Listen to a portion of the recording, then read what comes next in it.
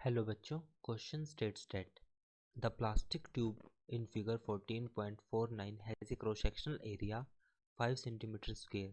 The tube is filled with water until a short arm D is 0.800 meter is full. Then the short arm is sealed and more water is gradually poured into the long arm. When the total height of water in the long arm reached to 2.80 meter, the seal is one verging of popping. What force is then on the seal?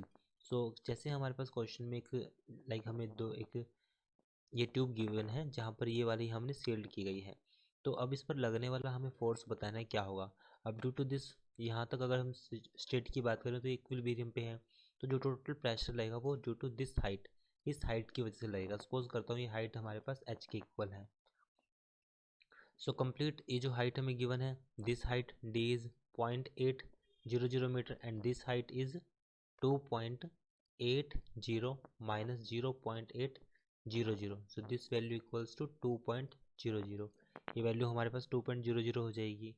अब area of cross section is 5 centimetre square, area हमें ये given है, और length of the short arm ये हमें given है, force 9.8 given है।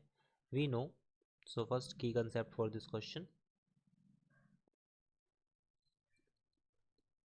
we know pressure due to a liquid column, pressure due to a liquid column that is equals to h rho g। ये हो जाएगा हमारे पास h rho g हो जाएगा। अब अगर हम यहाँ पर देखें सो इस पोर्शन की वजह से force this value will be h minus D rho into G, ये हो जाएगा, और साथ में एरिया हो जाएगा हमारे पास a। ये आ गया, हमने सिंपल, क्योंकि यहाँ पे जो हाइट हमने यूज़ किया वो टोटल h की वैल्यू हमने यहाँ पे यूज़ किया है, जो हमारे पास कंप्लीट h माइनस डी करेंगे हम, ये हमारे पास कंप्लीट h है, this value complete h minus D, तो ये हमारे पास स्मॉल h आ जाएगा।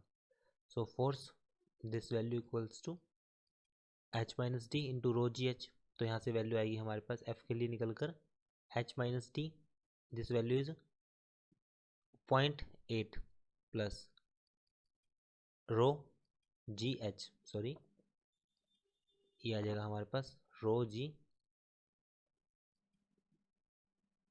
एच, क्योंकि कंप्लीट हाइट कितनी थी, कंप्लीट हाइट थी हमारे पास 2.80 माइनस में 0.800, सो this value is 2.00, this value is 2.00 ji H हम लिख चुके हैं पहले से, और यहाँ पर अब आएगा हमारे पास जी एंड देन ए। इक्वेशन को सॉल्व करते हैं, सॉल्व करने के बाद हमारे पास जो वैल्यू निकल कर आएगी, क्योंकि मुझे फाइंड आउट करना है इस क्वेश्चन में कि जो फोर्स लगेगा वो किसके इक्वल होगा। So this value F equals to 2, rho की वैल्यू 10⁻3, जी की वैल्यू 9.8 and this value is area हमें गिवन है 5 सेंटीमीटर स्क्वायर, मीन्स 5 इंटू 10⁻⁻4, तो यहाँ से एफ की वैल्यू आएगी 9.8 newton. So it is our answer 9.8 newton. I hope solution is understandable. Thank you.